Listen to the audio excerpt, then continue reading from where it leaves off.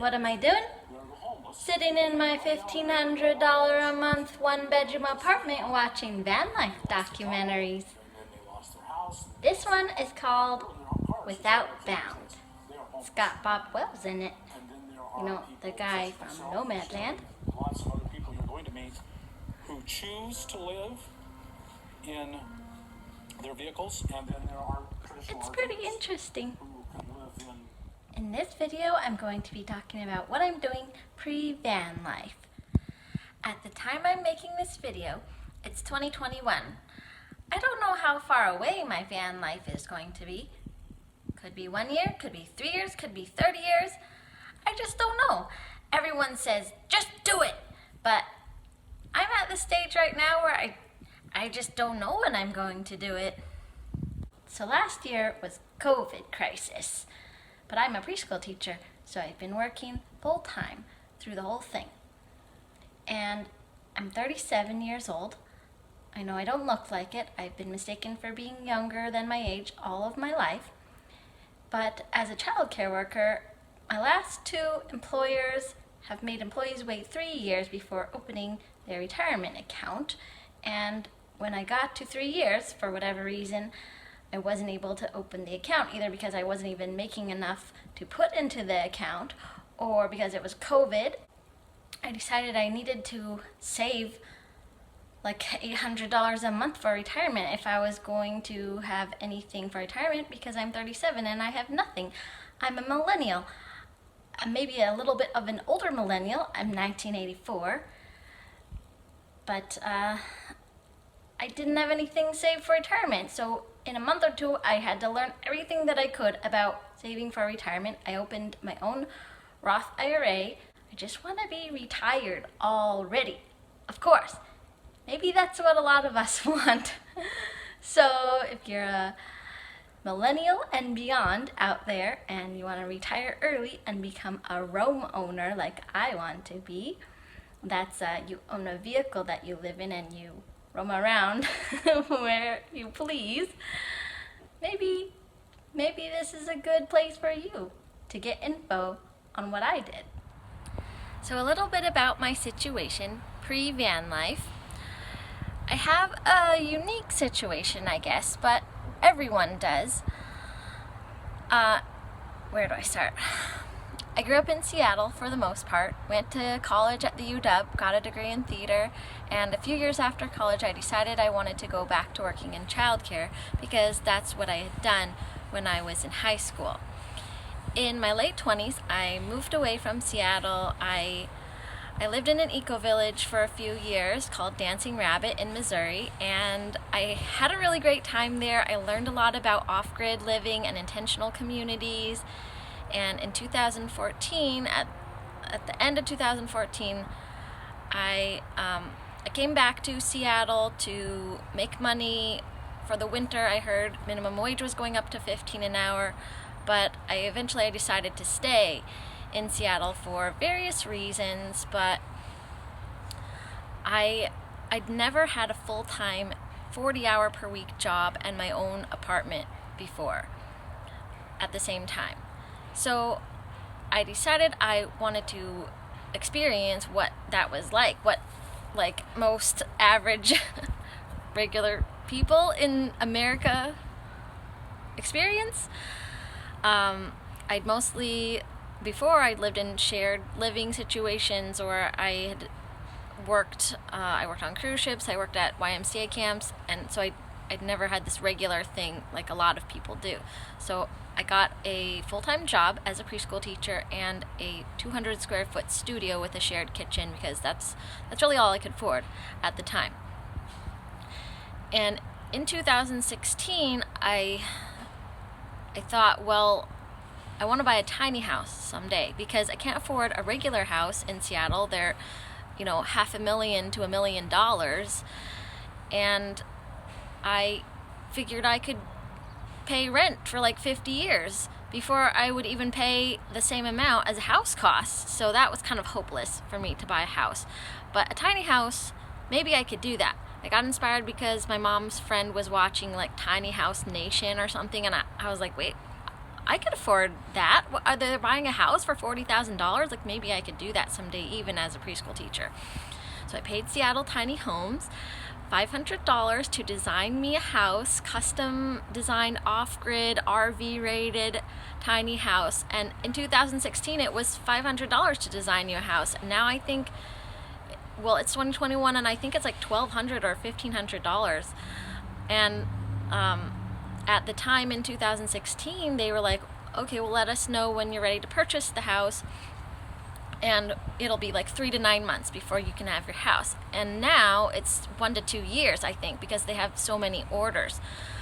But in 2016, I needed the down payment for what would be an RV loan, and I couldn't save money as a preschool teacher, so I got a part-time job in addition to my full-time job, so I could save the money that I would need for this tiny house. But in 2020, COVID hit, and that was when, by that time, I had gotten my second BA from the UW in early education so that I could make more money as a preschool teacher, but it wasn't recommended that I take out the RV loan on an asset that depreciates during the pandemic. I was talking to my financial advisor and my brother, who's a CFA, and they said, you know, don't do that during COVID, climate crisis, economic. We didn't know what it was going to do. So I stuck the money in the bank in a investment account, and that's where it sits, and that's what I will be using to start my van life someday. Because maybe it's better than buying a $60,000 to $80,000 RV tiny house. Maybe I want to start with something small in case, to see how I like it.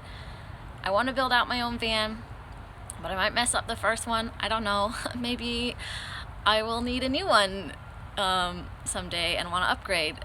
Maybe someday I will buy that tiny house. I don't know. So it's 2021 now. I don't live in the studio apartment anymore. I got a room in a shared house, in a basement of a shared house. Feathers are falling from the sky. It must be a sign. I moved into this basement in 2017, and it's a small room, 100 square feet, doesn't even have a door. One of the outlets doesn't work. It's really cozy. I really like it there. I really like living there. I live there with some friends, and it's super cheap. I pay about $650 to $700 a month for this room, and that's cheap for Seattle. The rent in Seattle for a one-bedroom is about $1,000 to $1,500 a month. But in COVID, I decided that I wanted to have a comfortable space to go to in case I got COVID, because I'm a preschool teacher, and so I wouldn't endanger my housemates. I wanted another space, and I decided, well, now I'm making a little bit more as a preschool teacher with my BA, and I was doing some admin work, and so I wanted to get an apartment, like an actual one-bedroom apartment, more long-term living situation, stop living in a basement like a college kid. And I was thinking a lot about retirement because my employer hadn't opened my retirement account because it was COVID, and like everybody just all forgot about that stuff during COVID. And then by the time they realized it, I had looked into that myself in 1 or 2 months, learned on my own what I could about that, and I was kind of angry that nobody had educated me about this thing called retirement savings before like 37 years and 36 years. I was 36 last year, but like, yeah, so I was trying to do that myself, and I got a new employer in 2021 in January that promised to open the retirement account after 90 days instead of 3 years like my previous 2 employers, and they offered to match what I put into the retirement account at 2% of my salary. So that's good for me. I have the new job, and I'm liking it a lot, and but I wouldn't have to leave my job to live in a van, but maybe I wouldn't want to be stuck in one place. I've sort of kind of committed to working there till I retire. It's a nice place. I like working there, I really do. Will I do it for the next 30 years? I don't know. I think about this a lot. About from now at age 37 till retirement at like age 70, right? You can tell in this video I'm thinking about it. But back to the apartment situation. There was a building that I really wanted to live in. I had some friends and family live in this building in the past, and it was LEED certified. I would go visit them, and I was like, wow, like, it's so wonderful. This building is great. If only I could afford to live there someday. Like, I just couldn't. As a preschool teacher, I couldn't even afford a one-bedroom apartment. It was just so out of, like, possibility for me that I could ever live in this apartment as a preschool teacher. But rent went way down during COVID when I was looking for the apartment in the winter. I guess rents are cheaper in the winter, like December, when no one's looking and everyone's distracted for the holidays. So I was able to afford the rent for the apartment, like $1,500. That's like my max. And I kept my cheap room in the basement in case I want to go back there someday, but also when the lease is over, like if I want to go back. But also I am keeping my cheap room because it's forcing me to budget for retirement savings. The amount that I pay for the apartment plus the amount that I pay for the room is the same that I would pay for a regular one-bedroom apartment and save for retirement every month at $600 to $800 a month, which is what I want to do. I feel like I have to because I'm 37 already and I don't have anything saved for retirement except that Roth IRA that I took out last year. And I'm just doing it temporarily so I can see what it's like to live in a long-term situation like a one-bedroom and save the amount that I want to save for retirement. It's not easy, but I'll show you the apartment so you can see what I have pre VanLife. And this year I've been hosting a friend who is living in his van and is working as a he's working seasonal jobs. And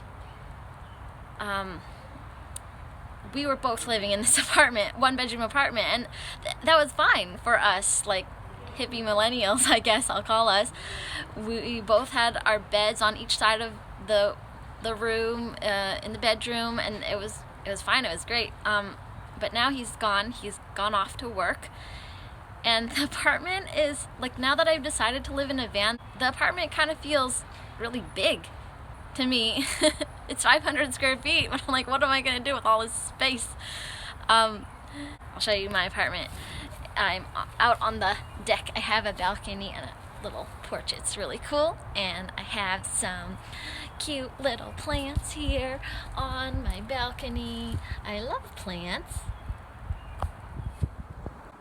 This is my apartment tour. So I have a nice tapestry and a table and chair over here, and Sam was over here making his music when he was here. I also have this really nice cedar chest that I would like to keep if I live in a vehicle because my uncle made it for me. That, along with what my mom calls my Harry Potter cabinet. I also really like my Instant Pot. I don't want to have to give that up when I live in a vehicle. I have a microwave and an oven all to myself, which is nice, but I don't know that I use it all that often, certainly not every day. I have a dishwasher, but I kind of just use it as a drying rack, a dish drying rack, because I don't have one of those on my counter.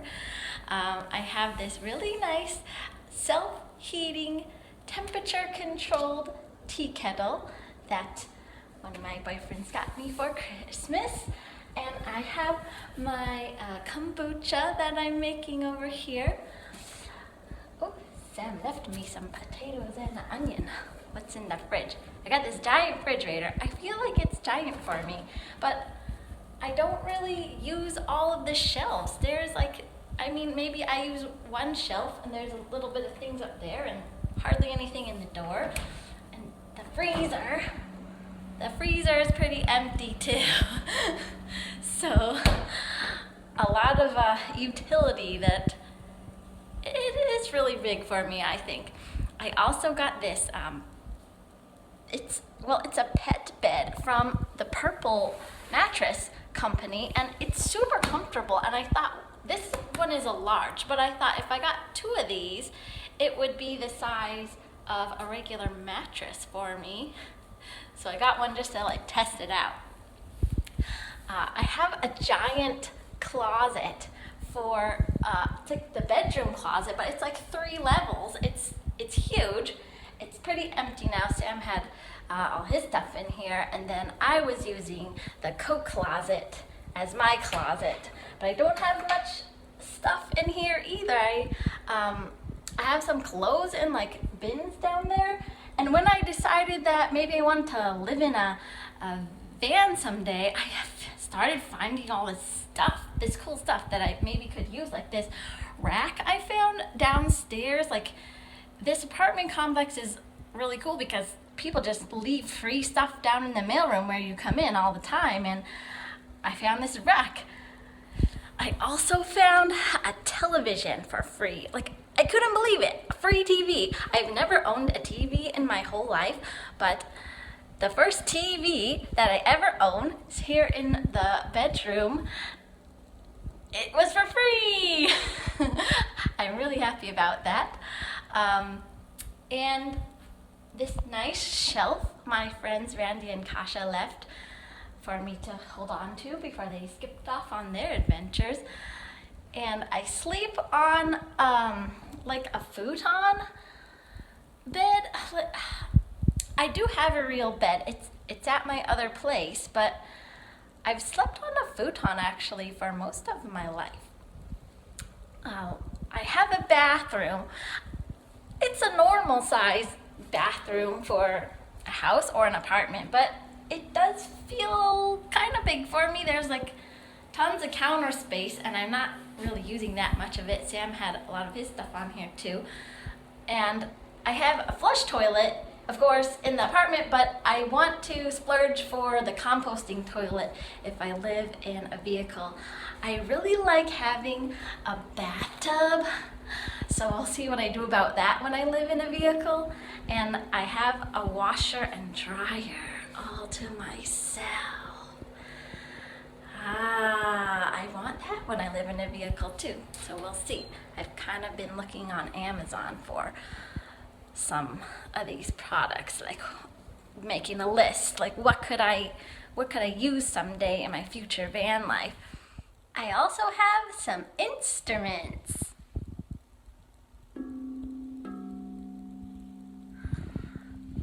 I think when you live in a van or a vehicle, instruments are really going to be key. So that's what I've been doing with my pre-van life and what I've been living in. And like I said, I have a full-time 40-hour per week job, but I calculated that I actually spend at least 52 hours a week on this job. That's like getting up to my alarm at 6:30 in the morning, getting ready for work, packing my lunch, getting on the bus, going to work, being at work, being on my lunch break, being at work in the afternoon, getting off of work, getting on the bus, going home, and by the time I get home, it's like 5 o'clock.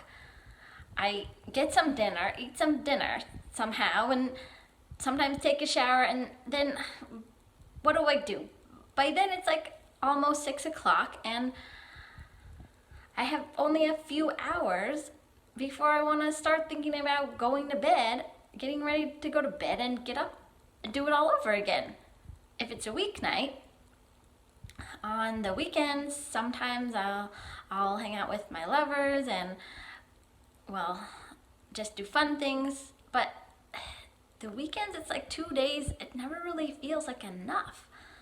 You know, I kind of want to reverse the time that I spend on work versus the time that I spend doing what I want. Like, spend 20 hours a week during the week doing the work and spend the 52 hours a week doing the other stuff that I want to do. We'll see. We'll see how it all goes. Hello everyone, Allison here, and this is my van called Wonderland. If you're a millennial and beyond looking to become a roam owner, maybe retire early and see the wonderlands of the wild, then this is the place for you. Remember to like, subscribe, and save this video to all of your van life and roam life playlists. For more information in less time, adjust your playback settings to watch these videos on 1.5 speed. If you'd like to follow my adventure, or you need a consultant to help you get from a house that doesn't move into a home that does, then visit my website at www.AllisonWonderland.info. See you in Wonderland!